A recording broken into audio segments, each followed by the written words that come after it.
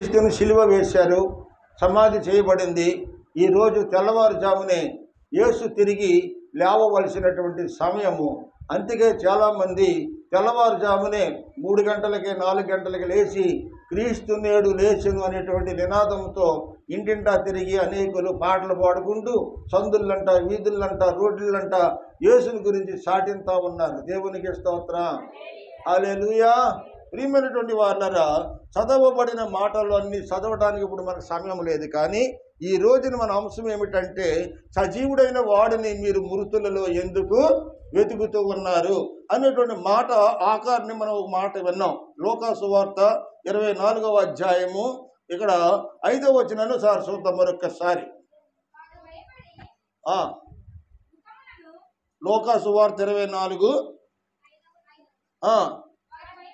వారు భయపడి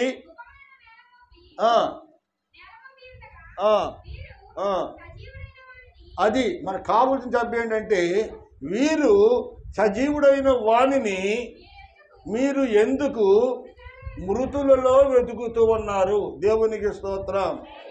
వీళ్ళు తెల్లవారుజామునే లేచారు. రేపు ఉదయము సజీవుడైనటువంటి యేసు ప్రభు తిరిగి లేస్తాడు అని ఒకరోజు ముందునే సుగంధ ద్రవ్యాలు కొని ఇంటిలో పెట్టుకొని రాత్రంతా కూడా ఎప్పుడు తెల్లారుతుందని ఎదురు చూస్తూ తెల్లవారుగానే వారు కొని తెచ్చినటువంటి ఆ సుగంధ ద్రవ్యాలు అనగా, సుగంధ ద్రవ్యం అనగా విలువైనటువంటి వస్తువు. అవునా? సుగంధ ద్రవ్యం అంటే విలువైన వస్తువు. వాళ్ళు కొన్నంతలో విలువైన వస్తువుని కొని యేసు ప్రభు యొక్క సమాధి దగ్గరికి తీసుకొని కొంతమంది స్త్రీలు వచ్చారండి. దేవునికి స్తోత్రం, హల్లెలూయా. ఆదివారమున తెల్లవారుచు ఉండగా అని రాయబడి ఉంటుంది అక్కడ. చూడ ఉందా? 2వ వచనంలో ఉందా?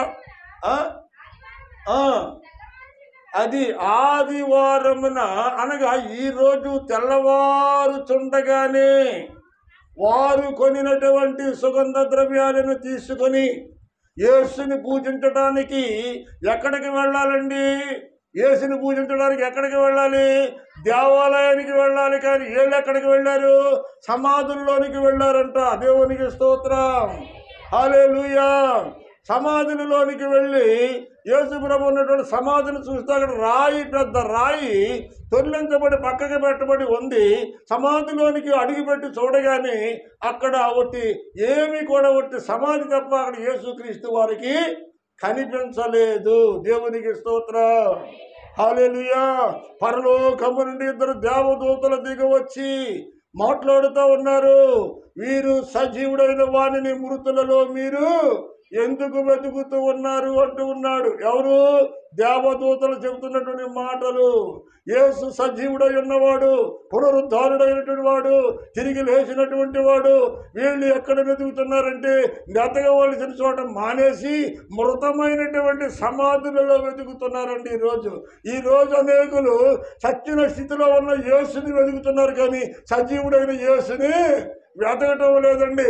చచ్చిన యేసుని ఎదిగి చచ్చిపోయినటువంటి యేసుని వెంబడిస్తూ అనేకులు సజీవులుగా ఉండవలసినటువంటి వారు సజీవులైన రాళ్ళు వలె ఉండి ఆత్మ సంబంధమైన దేవాలయం కట్టవలసిన వాళ్ళు ఎలా ఉన్నారంటే నిర్జీవమైన రాళ్ళు వలె ఉంటున్నారు.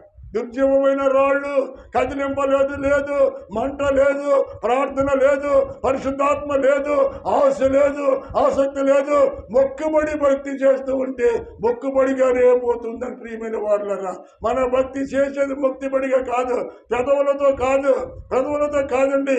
ఆయన ఆత్మ స్వరూపుడి కనుక ఆయన్ని ఆరాధించేవారు కూడా ఆత్మతోనూ సత్యముతోనూ ఆరాధించాలి. దేవుడు కోరుకునేది అది. పెదవులతో కాదండి, ఆత్మతో సత్యముతో ఆరాధించడం దేవుడు కోరుకుంటున్నాడు. మన హృదయము పవిత్రంగా ఉండాలి, మన హృదయము పరిశుద్ధంగా ఉండాలి. వేషధారణ ఎంత మాత్రము దైవభక్తులో పనికిరాదండి. వేసునికైనా పరలోక రాజ్యంలో చోటు ఉంది, కానీ వేషధారణ ఉన్నటువంటి వాడికి పరలోకంలో చోటు లేదని దీంట్లో ఏంటిది ప్రకటన గ్రంథంలో 10 సార్లు రాయబడి ఉన్నమాట. వ్యభిచారం చేసే వేసులకైనా పరలోకం వెళ్తారేమో, కానీ వేషధారణ పైకి భక్తి గల వారి వలె ఉండి దాని శక్తిని ఆశ్రయించని వారు పరలోకానికి వెళ్ళడము మహా దుర్లాభమని బైబిల్ చెబుతూ ఉంది. అందుకని దేవుడు పరిశుద్ధుడు కనుక ఆయన్ని ఆరాధించేవారు పరిశుద్ధంగా ఆరాధించాలి. ఆయన సజీవుడు కనుక వీళ్ళు ఎక్కడికి వెళ్ళాలండి? సుగంధ ద్రవ్యాలను తీసుకుని యేసు ఎక్కడైతే ఉన్నాడో అక్కడికి వెళ్ళటం మానేసి ఎక్కడికి వచ్చారంటే వీళ్ళు సమాధిలోనికి వచ్చారు. దేవుడు సమాధుల్లో ఉన్నాడో మందిరాల్లో ఉన్నాడో? నీ హృదయంలో ఉంటాడు దేవుడు, నీ హృదయంలో ఉంటాడు. సమాధుల్లో ఉండడు ఆయన. సమాధుల్లో ఏముంటాయి? కుళ్ళిపోయిన ఎముకలు, కుళ్ళు దుర్గంధం కొట్టేటువంటి మాంసంతో నింపబడి ఉంటుంది సమాధులు. అందుకే శాస్త్రులరా పరిశైలరా మీరు సున్నము కొట్టిన సమాధులు అంటున్నాడు. కారణం ఏంటో తెలుసా? సమాధులు అంటండి చక్కగా ఇటుకలతో సిమెంట్తో కట్టి వైట్ సిమెంట్ వేసి రంగులు వేసి ఒక సిలువు పెట్టి ఆడి తాగేసి తందనలాడి వ్యభిచరించి అన్యాయముగా అక్రమగా దుర్లాభమైన జీవితాలతో జీవించినా కానీ ఆడు చచ్చిపోయిన తర్వాత ఏమని పెడతారంట? ప్రభువునందు నిద్రించిన వారు. ఎవరండి? ఎవరినందు? ప్రభువునందు నిద్రించినారు. దేవునికి స్తోత్రం. ఆడు ఎలాగ బతికాడో ఎలా చచ్చాడో అది ఏమి ఉండదండి. ఇంకా చచ్చిపోయిన తర్వాత శవాని మీద మాత్రం ఇలాంటి గోళీలు కట్టి దానికి శృంగారంలో గోళీల్ని అలంకరించి పూలదండలతో కొబ్బరికాయ ముక్కలు అరటిపళ్ళు పలహారాలు పెడతారండి అక్కడ. దేవునికి స్తోత్రం. అదే అలవాటుగా ఏళ్ళు ఏం చేశారంటే ఆ పలహారాలు సుగంధ ద్రవ్యాలు చేసి సమాధుల్లోకి వెళ్ళారు. మనం వెళ్ళవలసింది సమాధుల దగ్గరికి కాదు, కానీ చనిపోయి తిరిగి లేచిన యేసు దగ్గరికి రావాలి. ఎందుకు మీరు ఎక్కడికి వచ్చారన్నాడు? చనిపోయినటువంటి యేసు దగ్గరికి వచ్చారా మీరు? పునరుద్ధరణని యేసు దగ్గరికి వచ్చారా అని అడుగుతున్నాడు. దేవునికి స్తోత్రం. హల్లెలూయా.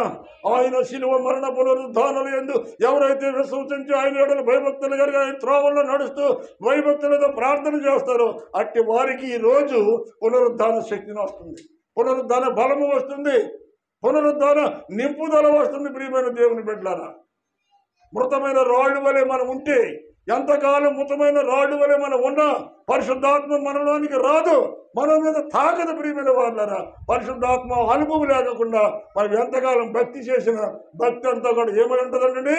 వ్యర్థమై ఉంటుందంట. దేవునికి స్తోత్రం. ఆడలో ఒక నడిపింపు ఉండదండి, వాళ్ళలో ఒక పవిత్రత ఆత్మీయ ఆలోచన ఉండదా? ఎందుకంటే వీళ్ళ మృతులైన వాళ్ళని ఆరాధించేవాళ్ళు కనుక. ఇక్కడ రెండు తెగలు. ఒకటి మృతుడైన యేసు దగ్గరికి వెళ్ళిన వారు కొంతమంది, సజీవుడైన యేసు దగ్గరికి వచ్చిన వాళ్ళు కొంతమంది. మరి ఈరోజు నువ్వు ఎక్కడ ఉంటున్నావు? మృతమైనటువంటి స్థలాలలో ఉంటున్నావా? సజీవమైన స్థలాల్లో ఉంటున్నావా? జీవము గల దేవుణ్ణి ఆరాధిస్తున్నావా? జీవము లేని రాళ్లను రప్పలను ఆరాధిస్తున్నావు? నీవు దేనిని ఆరాధిస్తున్నావు? నీ భక్తి జీవితం ఏ విధంగా కొనసాగుతూ ఉందో నువ్వు చేసే భక్తిని బట్టి, నీ విత్తే విత్తనముని బట్టి దేవుడు నీకు ఫలాన్ని ఇస్తాడు. దేవునికి స్తోత్రం. హల్లెలూయా. ఏమంటున్నారమ్మా? సజీవుడైన వాడిని మీరు మృతులలో ఎందుకు వెతుకుతున్నారు? వీళ్ళు జ్ఞానులు అంటారా అజ్ఞానులు అంటారు? వీళ్ళు చచ్చిపోయిన చాడికి వెళ్ళి వెతుకుతూ ఉంటాడు. యేసుప్రభు కనపడ్డా? కనపడలేదు. దేవదూతలు అంటున్నాయి. దేవదూతలు ఏం చెప్తున్నాయమ్మా? సజీవుడైన వాణిని మీరు ఎందుకు మృతులలో వెతుకుతున్నారు? మృతుల్లో ఏముంటుంది? సమాధుల్లో ఏముంటుంది? అందుకే శాస్త్రులరా పరిశీలరా మీరు సున్నమ్మ కొట్టిన సమాధులు గోళీలు పైకి అలంకారంగా ఉంటాయి, కానీ అవి తవ్వి చూస్తే లోపలంతా కుళ్ళిపోయినటువంటి ఎముకలతో నింపబడి ఉంటాయి సమాధులు. చాలామంది జీవితాలు పైకి సమాధుల వలె గోళీల వలె అందంగా అహంకారంగా కనిపిస్తుంది, కానీ లోపల హృదయం అంతా కుళ్ళిపోయిన ఎముకలు, కుళ్ళిపోయిన మాంసం, దుర్గంధముతో నింపబడినటువంటి సమాధి అడుగునున్నటువంటి ఎముకలు ఎలాగైతే ఉందో అనేకుల హృదయాలు పైకి పరిశుద్ధంగా కనపడతాయి, కానీ హృదయం మాత్రం ఎలా ఉంటుందంటండి? దుర్గంధముతో నింపబడుతుంది. దేవుడు కోరుకునేది అంతరంగంలో ఉన్నటువంటి స్వభావాన్ని కానీ బాహ్య సంబంధమైనటువంటి సౌందర్యాన్ని కాదు. ప్రియమైన దేవుని బిడ్డారా, ఈ మధ్యాహ్న కాల సమయంలో ఎక్కువ సమయం లేనందున నేను 10 నిమిషాల్లో వాక్యాన్ని ముగిస్తాను. మొట్టమొదటి మాట, సజీవుడైన వాడిని మీరు మృతులలో ఎందుకు వెతుకుతూ ఉన్నారు అంటే మనం వెతకవలసింది పునరుద్ధారుడైన యేసుని కానీ చచ్చిపోయిన వాడిని కాదు. మొట్టమొదటి మాట. దేవునికి స్తోత్రం. హల్లెలూయా. రెండవ మాటకు వచ్చేద్దాండి. యోహాను సువార్త 11:25 త్వరగా. యోహాను సువార్త 11:25. అందుకు యేసు పునరుద్ధానమును జీవమును నేనే. దేవునికి స్తోత్రం. అందుకు యేసు పునరుద్ధానమును జీవమును నేనే అంటే ప్రాణం పెట్టడానికి నాకు అధికారం కలదు, ప్రాణం తిరిగి తీసుకోవడానికి నాకు అధికారం కలగదు అని యేసు చెబుతూ ఉన్నాడు. పునరుద్ధానమును జీవమును నేనే. నన్ను శరీరకంగా చంపివేసినా కానీ నేను తిరిగి పునరుద్ధారుడై సజీవుడినై ఇదిగో లేచి ఉన్నాను అని చెప్పి దేవుడు తను తాను ప్రత్యక్షపరుచుకుంటూ ఈ యోహాను సువార్తల 11:25లో పునరుద్ధానమును జీవమును నేనే. చదువు మా వాక్యం పూర్తిగా చదువు. నా యందు విశ్వాసం ఉంచేవాడు. ఎవరి యందు? భార్య ఎడల భర్త కాదు, భర్త ఎడల భార్య కాదు, భార్య పిల్లలు కలిసి పిల్లల యందు కాదు. ఈ సమాజంలో ఎవరి యందు విశ్వాసం ఉంచినా నీవు తిరిగి లేపబడవు. ఎవరి యందు విశ్వాసం ఉంచుతున్నావు ఈరోజు? యేసు అంటున్నాడు, నా యందు విశ్వాసం ఉంచేవారు. ఎవరి యందు? యేసు యందు, ప్రభునందు ఎవరైతే విశ్వాసం ఉంచుతారో, ఎవరైతే ప్రభునందు భయభక్తులు కలిగి ఉంటారో, ఎవరైతే ప్రభునందు యథార్థత కలిగి ఉంటారో, నమ్మకం కలిగి ఉంటారో, వాళ్ళు చనిపోయినా సరే తిరిగి మళ్ళీ బ్రతుకుతారు. దేవునికి స్తోత్రం. చదువు, వాక్యం చదువు. పునరుద్ధానమును జీవమును నేనే. నా యందు విశ్వాసం ఉంచిన వాడు చనిపోయినా సరే తిరిగి మళ్ళీ బ్రతుకుతాడు. దేవునికి స్తోత్రం. హల్లెలూయా. చనిపోయినా తిరిగి బ్రతకాలి అంటే ఎవరి యందు విశ్వాసం ఉంచాలి? డాక్టర్ల యందు విశ్వాసమా? లేకపోతే మాంత్రికుల శక్తిలో ఉన్నటువంటి వారి వ్యక్తుల యొక్క వాళ్ళ మీద విశ్వాసమా? లేకపోతే భార్య భర్త మీద, భర్త భార్య మీద, లేదా పిల్లల మీద, ఈ సమాజం మీద, నీకు కంటికి కనిపించే వెండి బంగారాల మీద, ధనధాన్యాల మీద నీవు విశ్వాసం ఉంచితే తిరిగి బ్రతకవు. కానీ నీవు పునరుద్ధారుడైన నా యేసు, నేను ప్రకటిస్తున్న నా యేసు వైపుకు చూసినట్లయితే పునరుద్ధానమును జీవమును నేనే. నా యందు విశ్వాసం ఉంచేవాడు చనిపోయినా కానీ తిరిగి బ్రతుకుతాడు. నేను బ్రతికించుకుంటానంటున్నాడు యేసు. దేవునికి స్తోత్రం. హల్లెలూయా. నీవు నిండు నీరేడు ఆరోగ్యంతో ఉండాలా? నీ వ్యాధి స్వస్థత కావాలా? నీవెవరి యందు విశ్వాసం ఉంచాలి? దేవుని యందు విశ్వాసం ఉంచు. మనుషుల పట్ల విశ్వాసం కాదు, మేడబుద్ధుల యందు విశ్వాసం కాదు, నీ కులము పట్ల, నీ బంధుత్వాన్ని పట్ల, నీ వెండి దొంగ బంగారాల పట్ల, నీ ఐశ్వర్యం పట్ల నీ విశ్వాసం ఉంచావంటే అది రెప్పపాట్లో ఎంతలో కనబడి అంతలో మాయమైపోతుంది ప్రియమైన వాళ్ళరా. కానీ నిన్ను, నన్ను, మనందరినీ కాదు యావత్ సమాజాన్ని బ్రతికించడానికి చనిపోయాను తిరిగి లేచాడు. ఎందుకో తెలుసా? అపరాధముల చేతను, పాపముల చేతను. ఎఫెసీయులకు రాసిన పత్రిక 2వ అధ్యాయము 1వ వచనం చదివి త్వరగా వచ్చేద్దాం.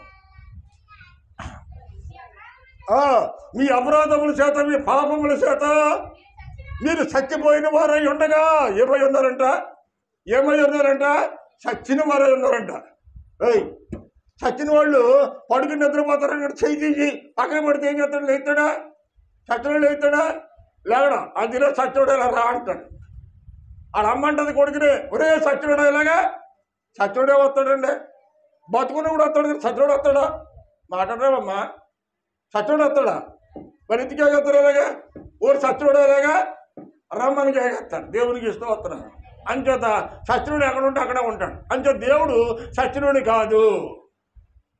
ఏం కాదు మాట్లాడలేదు మీరు. అమ్మా మీరు చెప్పండి. ఇస్తారండి గారు. దేవుడు ఎవరు కాదు? చచ్చినోడు కాదు. మళ్ళీ చెప్పండి అందరూ. దేవుడు చచ్చినోడు కాదు. ఆయన సజీవుడైన దేవుడు, బ్రతుకున్న దేవుడు, పునరుజ్జీవము కలిగిన దేవుడు. ఎవరైతే ఆయన యందు విశ్వాసం ఉంచి చనిపోయినా తిరిగి బ్రతుకుతారు. ఎందుకంటే మనం నమ్ముకున్న యేసు చనిపోయి తిరిగి బ్రతికాడు కనుక దానికి నిదర్శనంగా ఆయన యందు మనం విశ్వాసం ఉంచి చనిపోయినా తిరిగి బ్రతుకుతాం. దేవునికి స్తోత్రం. హల్లెలూయా. చనిపోయినా తిరిగి బ్రతకాలని ఆశ నీకు ఉంటే కనుక, చనిపోయినా రేపు పరలోకం వెళ్ళాలని ఆశ నీలో ఉంటే కనుక నీవు ఎవరి మీద విశ్వాసం ఉంచాలో తెలుసా? నేను ప్రకటిస్తున్నానే, పునరుద్ధారుడైన ఆ యేసయ్య యందు నీవైనా నేనైనా ఎవరమైనా విశ్వాసం ఉంచితే నీ విశ్వాసము నిన్ను బాగు చేస్తుంది. దేవునికి స్తోత్రం. హల్లెలూయా. విశ్వాసము లేకుండా దేవునికి ఇష్టలై ఉండుట అసాధ్యం అంటండి. అంచేత మీరు మీ పాపముల చేత, ఇంకేంటమ్మా, అపరాధముల చేత మీరేమై ఉన్నారంట? సచ్చిన వాళ్ళు అయి ఉన్నారంటండి. అంతే సచ్చిన వాళ్ళు అయి ఉన్నారు కాబట్టి ఎక్కడికి వెళ్ళారు వీళ్ళు? సమాధుల్లోకి వెళ్ళారు. ఎవరు వెళ్ళారు? సమాధుల్లోకి వెళ్ళారు. ఎవడో సచ్చిన వాళ్ళు వెళ్ళారు. దేవునికి స్తోత్రం. హల్లెలూయా. ఒకవేళ నీవు కూడా ఈ రోజుని సజీవమైన రాళ్ళుని వెతుకుతున్నావో, నిర్జీవమైన రాళ్ళుని వెతుకుతున్నావో, నిన్ను నీవు పరిశీలన చేసుకుని ప్రభు వైపు చూసి ఇప్పుడైనా నామకార్థమైన భక్తిని విడిచిపెట్టి యథార్థమైన భక్తిని కలిగి నీ విన్ని అనుసరిస్తే కనుక నీ జీవితమైనా, నీ కుటుంబమైనా, నీ పిల్లలైనా బాగుపడతారు. అంతేకాని నువ్వేదో పైది ఏదో మట్టి కూడా ఏదో గచ్చి ఏంటిది వెనకడికి ఎవరనంటండి మట్టి గోడ కంటే గచ్చిపోత చేయించిందంట. దేవునికి స్తోత్రం. తెలుసా మీకు ఎక్కడన్నాను? మట్టి గోడకి బైబిల్ చెబుతుందమ్మా, మట్టి గోడకి గచ్చిపోత చేయించిందంట. కాబట్టి డబ్బులు బాగా ఎక్కువైపోయి మీకు కావాల్సిన మొగలతో రండి చూపిస్తాను. మా ఇంటి పక్కన ఉంది ఒక ఇల్లు. ఆ ఇల్లు అంతా కూడా కీటు గోడతో కట్టిన గోడే. ఇప్పుడు వీళ్ళ దగ్గర డబ్బు ఉంది. ఆ గోడ బట్టి గోడ కట్టాలంటే బోల్డ్ అయిపోద్దని ఆ మనిషి ఏం చేసింది, అక్కడక్కడ ఓసం మేకులు ఓకోటి ఏంచి దానిపైన మెస్సలించి ఈ సిమెంట్ దేని కట్టిందంట, ఈ మట్టి కీటి గోడకి గొచ్చపోత కట్టిందంట. దేవునికి స్తోత్రం. హల్లెలూయా. అంటే ఈ గోడ ఏమైంది? లోపలేమో మట్టి గోడను, బయటికేమో మాట్లాడేవండి అయిపోబా. లోపలేమో మట్టి గోడ, బయటి గొచ్చిపోత. అర్థమైందా మీకు? ఇప్పుడు మట్టి గోడ, గచ్చిపోత. మట్టి గోడకి గచ్చిపోత పూడితే గట్టిగా ఉంటుందా? ఇది ఏం చేసేదంటే గట్టిగా గాలి దుమ్మేసేటప్పటికి పైన 4 బెంకులు ఎగిరిపోతుంది. పైనుంచి నీళ్లు పడ్డాయి, వర్షం నీళ్ళు. పైనుంచి వర్షం నీళ్ళు పడగానే ఈ మట్టి గోడకని గచ్చిపోత కింద 2 పాయల కింద ఇడిపోయి ఎరగబడి కింద ఉంటుందంటండి. ఏం పడ్డది కింద? గచ్చిపోత పడ్డది. అంచేత మన భక్తి కూడా గచ్చిపోతనే ఉందనుకోండి, ఏదో రోజు ఎరగబడి పడిపోవడం తప్పదు. అంచేత మట్టి గోడకి గచ్చిపోతంటే మనం చేసే భక్తి యథార్థమైనదిగా ఉండాలి. అయితే మట్టి గోడ అయినా ఉండాలి, లేకపోతే ఇటుకి గోడ అయినా ఉండాలి. కానీ సగం అది సగం ఇది పెట్టాడు కాబట్టి ఈ సామెతల గ్రంథంలో ఈ మాట రాయబడింది, మట్టి గోడకి గచ్చిపోతా అని. అర్థమవుతుందా? మళ్ళీ చెప్పనా? బోర్డు వాక్యాలను మీరు వినాలి. కానీ దేవునికి స్తోత్రం. హల్లెలూయా. ప్రియమైన వాళ్ళరా, ఎవరైతే ఆయన యందు విశ్వాసం ఉంచుతారో వారు చనిపోయినా తిరిగి బతుకుతారు. మీరు మీ పాపముల చేతను, అపరాధముల చేతను మీరు సచ్చిన వారై ఉండగా యేసుక్రీస్తు యొక్క శిలువ మరణ పునరుద్ధానాల యందు ఎవరైతే విశ్వాసం ఉంచారో వాళ్ళు తిరిగి బ్రతుకుతారు. దేవునికి స్తోత్రం. హల్లెలూయా. తిరిగి బ్రతుకుతూ ఉన్న వాళ్ళందరూ దేవునికి స్తోత్రం చెల్లిద్దాం. హల్లెలూయా. హల్లెలూయా. చాలామంది నిరీక్షణ లేదండి. తిరిగి బతుకుతామో లేదో నిరీక్షణలో చాలామందికి. ఖచ్చితంగా ప్రభువునందు విశ్వాసించి మృతి చెందిన వారు తిరిగి లేస్తారు. ఎందుకంటే యేసు లేచాడు కనుక. యేసయ్య లేచాడా లేదా? యేసయ్య లేచాడా లేదా? లేచాడు కనుక లేచాడని నమ్మిన వాళ్ళందరూ వీళ్ళకు కూడా తిరిగి లేస్తారు ఏదో రోజుని. దేవునికి స్తోత్రం. హల్లెలూయా. ప్రియమైన వాళ్ళారా, మరొక మాట చెప్తాను, ముందుకెళ్ళిపోతాం. 1 కొరింథీ రాసిన పత్రిక 6:14. 1 కొరింథీ 6:14. మగ్గినట్టు ఇక్కడ మొత్తం దేవుడు మనల్ని కూడా తన శక్తి వలన లేపును. దేవునికి స్తోత్రం.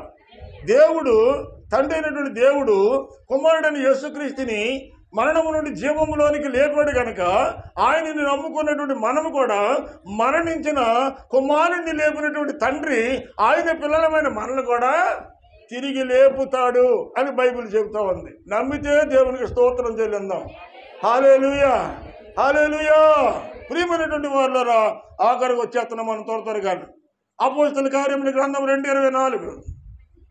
అపోస్తలులు 2:24 త్వరగా చదవండి.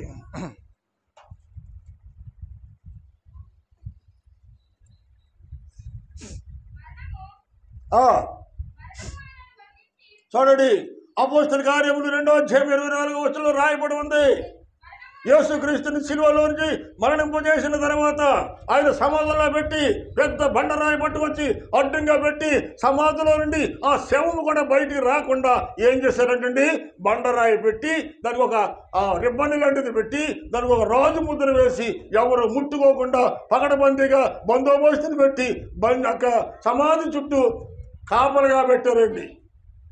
ఎంతమంది కావలిగా ఉన్నా యేసు దేహాన్ని బయటికి రాకుండా భూస్థాపన చేయాలని, ఆయన భూలోంచి బయటికి రాకూడదని ఎన్ని యుస ప్రయత్నాలు చేశారు. కానీ ఎన్ని యుస ప్రయత్నాలు చేసినా దేవుని యొక్క శక్తి ముందు వీళ్ళ యుక్తి ఎందుకే పనికి రాలేదండి. దేవుని శక్తి ముందు వీళ్ళ ఉక్తి పనికిరాదు.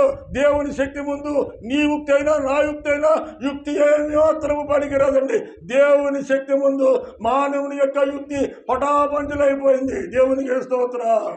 ఏమి రాయబడి ఉంది? 2 దేవుడులు, మరణము జాతీయమరణమ్మ. మరణము ఆయనలో బంధించుట అసాధ్యము. దేవునికి స్తోత్రం. మరణము ఆయనను బంధించుట అసాధ్యము. దేవుడిని బంధించడానికి ప్రయత్నం చేయొద్దు. దేవుని పరిశీలన బంధించడానికి ప్రయత్నం చేయొద్దు. దేవుని సంఘాన్ని పాడు చేయడానికి ప్రయత్నం చేయొద్దు. చావుకొని పాడు చేయడానికి ప్రయత్నం చేయొద్దు. దేవుడు జీవము కలిగిన దేవుడు తన స్వరక్తమిచ్చి సంపాదించుకున్న సంఘాన్ని పాడు చేయడానికి ప్రయత్నం చేయొద్దు. ఒకవేళ పాడు చేయడానికి ప్రయత్నం చేసిన దేవుడు అంటున్నాడు, ఏమంటున్నాడు? అది మరణము నుండి మరణము ఆయనను బంధించి ఉంటుట అసాధ్యము. దేవుని పనికి వ్యతిరేకంగా ఎన్ని ప్రయత్నాలు, ఎన్ని కుట్రలు కుతంత్రాలు చేసినా అంతా కూడా వ్యర్థము, వ్యర్థము, అసాధ్యమే అన్నాడు. ఎందుకంటే మనం నమ్ముకున్న దేవుడు సమస్తాన్ని సాధ్యపరిచేవాడైన. దేవునికి స్తోత్రం. నమ్ముకున్న మనకు అసాధ్యం, కానీ నమ్మికున్న దేవుడు ఆయన నమ్ముట నీ వలనైతే నమ్మువానికి సమస్తము సాధ్యమే అని రాయబడి ఉంది ఇక్కడ. ఏమని? ఆయన మరణము బంధించుట అసాధ్యము. మరణమా నీ ముల్లెక్కడ? మరణమా నీ ముల్లెక్కడ? యేసుని బంధించాలని ప్రయత్నం చేసింది మరణం. కానీ దేవుడు అంటున్నాడు, మరణమా జీవము కలిగిన దేవుణ్ణి బంధించుడా అసాధ్యం. దేవుణ్ణి బంధించడం అసాధ్యం. దేవుని సేవకుని బంధించడం అసాధ్యం. ప్రియమైన వారులారా, జీవము కలిగిన దేవునిని మనం ఢీకొనడం అంటే ఒక కొండని ఢీకొన్నట్టే. ఒక బండరాతిని కాలుతో తన్నామనుకోండి, బండ మీద చిరాకు వచ్చింది. అమ్మా సచ్చిగోళ బట్టలు ఉతికిన రాయి ఏమంటారు? దాన్ని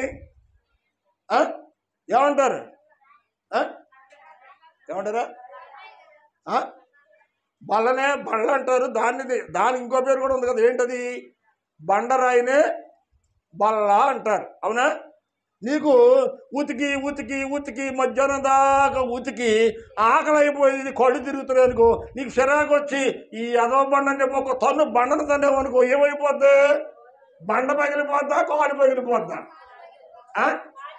అది నువ్వు బండ మీద చిరాకు పడి బండను తన్నావని కాలుగా నష్టం, కానీ బండకేమి నష్టం కాదు. అలాగే యేసుని బంధించాలని చూస్తే యేసుని బంధించాలనుకున్న వాడికి నష్టం జరిగింది, కానీ యేసుకి మాత్రం నష్టం ఏమాత్రము జరగకపోగా ఆయన మరణమును పాతి పెట్టడము ఎవరి వాచము కాలేదండి.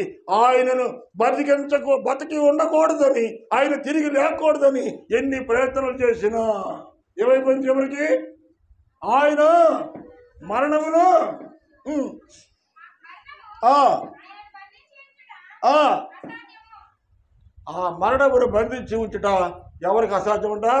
లోకమంతా ఏకమైన యేసయ్య మరణాన్ని బంధించి పెట్టి కూర్చోవడం ఎవరి వశము కాలేదండి.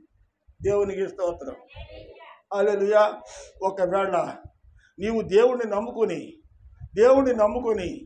జీవము కలిగిన దేవుణ్ణి నమ్ముకొని ఒకవేళ నీవు మనసు మీద సకల రోగంతో బాధపడుతూ ఉంటే సాతాను నిన్ను తీసుకుని వెళ్ళడానికి వస్తాడు, కానీ జీవము గల దేవుడు పక్కనే ఉండి అంటున్నాడు, ఇది నా సొత్తు, నా స్వరక్తం ఇచ్చి సంపాదించుకున్న నా బిడ్డ మీదకి నువ్వు ఏ మాత్రము చేసుకునే అధికారం నీకు లేదు. దేవునికి స్తోత్రం. నేను మంచం మీద కోమలో ఉండగా ఓ పక్కన సాతాను నడు వెళ్ళిపోదాం, మరో పక్కన దేవుడు ఎక్కడికి తీసుకెళ్తావు, నా అభిషేకించబడిన నా సేవకుడిని నీవు ఎక్కడికి తీసుకుని వెళతావు. పోరాటం. కుడి ప్రక్కని యేసు, ఎడమ పక్కని సాతానుడు, ఇద్దరు పోరాటం జరుగుతోంది. కోమలో ఉండగా కోమాలో పోరాడుతున్నాడు యేసు, నా పక్షంగా పోరాడుతున్నాడు యేసు. ఈరోజు పునరుద్ధారుడై తిరిగి లేచి మధ్యాకాశానికి వెళ్ళి తండ్రి యొద్ద నీ కొరకు నా కొరకు ఏం చేస్తున్నాడంటే ఆయన విజ్ఞాపన చేస్తా ఉన్నాడు. తండ్రి, వాళ్ళందరి కోసమే కదా నా రక్తాన్ని చిందించాను. వాళ్ళ పాపాలను ఎత్తి చూపిస్తే, వాళ్ళ పాపాలను ఎత్తి చూపిస్తే భూమి మీద పుణ్యాత్ములు ఒక్కడు కూడా లేడయ్యా. అందుకే నా రక్తాన్ని వాడి కొరకు చిందించారు కాబట్టి వాళ్ళు తప్పించమని రికమెండేషన్ చేస్తున్నాడు. అక్కడ ఏం కావాలమ్మా? రికమెండేషన్. దేవునికి స్తోత్రం. ఇప్పుడు ఇందాక వస్తుందే చెప్పిన దారిలో కావాలి. ఉద్యోగం పుల్లిగా చదువుకున్నా, ఏ గ్రేడ్లో పాస్ అయినా, స్కూల్ మొత్తం ఫస్ట్ ర్యాంక్ వచ్చినా ఉద్యోగం మొత్తం రాదు. ఉద్యోగం రావాలంటే లంచం మాత్రం పెట్టాలి. పెట్టాలా వద్దా? లంచం పెడితేనే ఉద్యోగం. నువ్వు ఎంత చదివినా నీవు లంచం అనేటువంటిది ఇవ్వకపోతే తర్వాత నీ చీటి ఎవడో చదువుకోలేడికి ఆల్రాడు కూడా ఉద్యోగాలు చేస్తున్నారండి ఇవాళ. దేవునికి స్తోత్రం. 5వ తరగతి చదివినోడు వాడు ఉద్యోగాలు చేస్తున్నారు. ఏబిసిడీలు రానివాడు కూడా పొందులుస్తున్నారు ఈ రోజుని. అక్కడక్కడ మందులు. దేవునికి స్తోత్రం. ప్రియమైన వాళ్ళారా, ఈ మధ్యాహ్న కాల సమయంలో యేసుని వెంబడించు. యేసుని వెంబడిస్తే మృతుడై తిరిగి లేచిన యేసు నువ్వు మృతి చెందిన కానీ ఆయన ఎందుకు విశ్వాసం ఉంచడం ద్వారా తిరిగి నన్ను కూడా మనందరినీ లేపుతాడు. దేవునికి స్తోత్రం. హల్లెలూయా. మరణము ఆయన్ని బంధించి ఉంచుట అసాధ్యము. మరణానికి ఆయన మీద అధికారము లేదు కనుక ఆయన పిల్లలమైన మన మీద కూడా మరణానికి అధికారం లేదు. దేవునికి స్తోత్రం. నీవైనా నేనైనా సావాలి అంటే ఏం కావాలి? అయోడు ఆజ్ఞ కావాలి.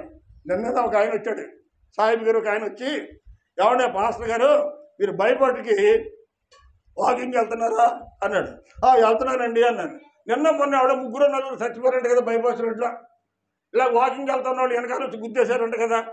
అవును, చచ్చిపోతే చచ్చిపోవచ్చు, దానికే ఉంది. మరి మీరెందుకు వెళ్తున్నారేంటి? మరి మీరేం చేస్తున్నారు వెళ్ళకుండా అన్నాను. నేను అటు భయం వేసి ఇటు వెళ్తున్నానండి అన్నాడు. అటు భయం వేసి ఏదన్నా గుర్తు చచ్చిపోతాను అని చెప్పి ఆయన అటు మానేసి ఇటు వెళ్తున్నాడంట. నేను మాత్రం అటే వెళ్తున్నాను అన్నాను. మరి మీరెందుకు వెళ్తున్నట్టు అన్నాడు. అప్పుడు నేను అన్నాను, మన సావు అయినా బ్రతికైనా పయోడి చేతిలో ఉంది. సావటానికి సంపాడవుడు, చంపడానికి వీడవుడు. అంచేత నా సావైనా నా బ్రతికైనా నా తండ్రి అయిన దేవుని చేతిలో ఉంది. నేనేమవ్వాలో ఏం చేయాలో అంతా ఆయన చిత్తము. ఒకవేళ ఆ రోడ్డు మీద సావు రాసి పెట్టుంటే ఎంతమంది ఏకమైన నా సావుని తప్పించలేరు. దేవునికి స్తోత్రం. ఎవరైనా ప్రియమైన వాళ్ళరా మరణాన్ని చూసి భయపడతారు.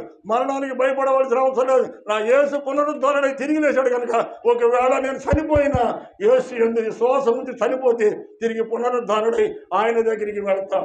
బ్రతుకుంటే దేవుని పని చేస్తాం, చచ్చిపోతే పరలోకము వెళ్తాం. ఇంకా సావు అంటే భయపడవలసిన పని ఏముందండి? సావుకు భయపడవలసిన అవసరం ఏముంది? సావుకు భయపడేవాడికి ఎప్పుడు సేవకు రాడు. సావు అంటే ఏంటో తెలుసా? సేవ అంటేనే సావు. సావా సేవ. సావుకైనా సేవకైనా సిద్ధమే. దేవునికి స్తోత్రం. హల్లెలూయా. ప్రియమైన వారరా, ఆఖరిగా మరొక మాట చెప్పి నేను ముగించేస్తాను. యోహాను 16:33.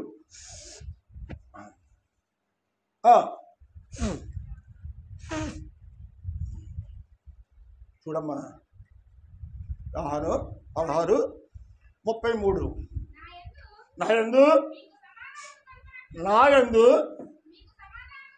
నాయందు మీకు సమాధానము కలిగినట్లు ఈ మాటలు మీతో చెబుతున్నాను. వాళ్ళతో కాదు. ఎవరితో చెబుతున్నాను? ఈ మాటలు మీతో చెబుతున్నాను. అంటే లోపలున్న మీతో చెబుతున్నాను కానీ వెలపలున్న వాళ్ళతో కాదు. ఎందుకు ఈ మాటలు చెప్పాడంటే మీరు సమాధానకరంగా ఉండాలని, సమానార్థంగా ఉండాలని. భార్య భర్తల మధ్యన సమాధానము, తల్లి బిడ్డల పక్కన సమాధానము, కుటుంబంలో ఐక్యత, తోడు సహోదరులతో ఐక్యత, పరిపూర్ణమైన ప్రేమ, సహోదరులు ఐక్యత కలిగి ఉంటే ఎంతో మనోహరము. సహోదరులు ఐక్యత కలిగి ఉంటే ఎంత గొప్ప మంచితనం అంటున్నాడు దేవుని వాక్యంలో. ప్రియమైన వాళ్ళరా, ఈ రోజుని ఒక సహోదరుడిగా ఒక సహోదరిగా నీలో ఐక్యత ఉందా, లేక ఉన్న ఐక్యతను కూడా పాడు చేసుకుంటున్నావు? ఒక్కసారి ఆలోచించి దేవుడు అంటున్నాడు, ఎంతవరకు నీ విన్న మాటలైనా నేనున్న మాటలైనా ఈ దూర శ్రమంతరం ద్వారా ఆయా గృహాల దగ్గరుండి వాక్యం వింటున్న వారైనా దేవుడు అంటున్నాడు, ఈ మాటలు మీకు ఎందుకు చెప్పానో తెలుసా? మీ కుటుంబాల వారిగా మీరు సమాధానకరంగా ఉండాలని రాయబడి ఉండాలి. కానీ ఉందా 16:33లో? లోకంలో ఎవరికి వస్తుంది శ్రమ? ఎవరికి వస్తుంది? ఇక్కడ మాట అక్కడ, అక్కడ మాట ఇక్కడ, చెప్పువాడికి రావు. గమని చాలా మంది అనుకుంటారు ఈ మాటలే, కానీ మేము భక్తికి వెళ్తున్నాం, భయభక్తులు కలిగి ఉన్నాం, మందిరానికి వెళుతున్నాం, అన్ని చేస్తున్నాం, ఈ బాధలు సోదరులు వ్యాధులన్నీ కూడా మాకే వస్తున్నాయి అని నీవు అనుకుంటావు. కొన్నిసార్లు నీ ఇరుగుబోళ్ళు పొరుగుబోళ్ళు నువ్వు మందిరానికి వెళ్తున్నావు కదా, యేసు మందిరానికి వెళ్తున్నా కదా, నీకే ఈ రోగం ఎందుకు వస్తుంది, నీకే ఈ శోధన ఎందుకు వస్తుంది, మేము అందరం బాగానే ఉన్నాం కదా. సాతాను ఏం చేస్తుంది? ఇంకొకటి ఇంటి పక్కన తీసుకొచ్చి నీకు ఆడుతూ ఉంటుంది, తిరిగి ఆడుతూ ఉంటుంది. ఏం చేద్దాం? నీ ఉన్న నాలుగు కొండ నాలుగు మంది వేసుకుంటే ఉన్న నాలుగు కూడా అమ్మా అంటే దాని ఉద్దేశం ఏంటి? నువ్వు భక్తి మానేసి మందిరానికి మానేసి ఇంటి వాడు కూర్చోమని అర్థం అనమాట సాతానికి. దేవునికి స్తోత్రం. అలాంటి మాట్లాడాలని చెప్తే పో సాతాను అని గర్జించండి, ప్రార్థన చేసుకోండి. ప్రియమైన వాళ్ళరా, లోకంలో మీకు శ్రమలు వస్తాయి. రావన్నాడు దేవుడు. దేవుడు నమ్ముకునే శ్రమలు రావా? అది ఇది నేర్చుకోండి ముందు. నేను ప్రభుని నమ్ముకున్నా కదండి, నాకు శ్రమలు రావండి. నేను ప్రభుని నమ్ముకున్నా కదండి, మనకు రోగాలు రావండి. ప్రభుని నమ్ముకున్నా కదా, మనకి ఏ బాధలు ఉండవండి. కొంతమంది అజ్ఞానంగా అనుకుంటారు, కానీ దేవుడు అంటున్నాడు, లోకంలో మీకు శ్రమలు వస్తాయి. నన్ను కూడా లోకం ఏం చేసింది? శ్రమల పాలు చేసింది లోకం. అన్యాయపు తీర్పు తీర్చి అక్రమమైనటువంటి సాక్ష్యాలను నిలబెట్టి అబద్ధ సాక్ష్యాలు చెప్పించి దేవుని మీద అబద్ధం ఆడించి సిలువ వేసింది లోకము. నన్ను హింసించిన లోకము, నన్ను ద్వేషించిన లోకము, నన్ను తృణీకరించిన లోకము మిమ్మల్ని కూడా అంటున్నాడు. అక్కడ చదువు, లోకములో మీకు శ్రమ కలుగుతుంది, అయినను ధైర్యంగా ఉండండి. ఎందుకంటే మనం నమ్ముకున్న దేవుడు చచ్చినోడా బతుకునోడా? అమ్మా బతుకునోడు కాబట్టి ఎలా ఉండాలి? మనం ధైర్యంగా ఉండాలి. దేవునికి స్తోత్రం. ఒకవేళ ఇంకా భయంతో బతుకుతున్నావేమో, ఇంకా నువ్వు బతుకుతున్నావు భయంతో బతుకుతున్నావేమో, కాంచేపుడికి ఏం జరుగుద్దో, కూంచేపుడికి జరుగుద్దో, తెల్లారితే ఏం జరుగుద్దో, ఇలా భయం గుప్పుట్లో కనుకుంటే కనుక దేవుడు అంటూ ఉన్నాడు, నేను సజీవుడు కనుక మీకు లోకంలో శ్రమలు వస్తాయి, వాటిని చూసి మీరు భయపడవద్దు. సమస్యలు వస్తాయి, భయపడవద్దు. వ్యాధులు వస్తాయి, భయపడవద్దు. ఎలాంటి పరిస్థితులు మీ తుఫాన్లు మీ మీదకి వచ్చినా సాతానుడు ఏం చేస్తాడంటే భయపడతాడంట. సాతాను ఏం చేస్తాడా? భయపడతాడు.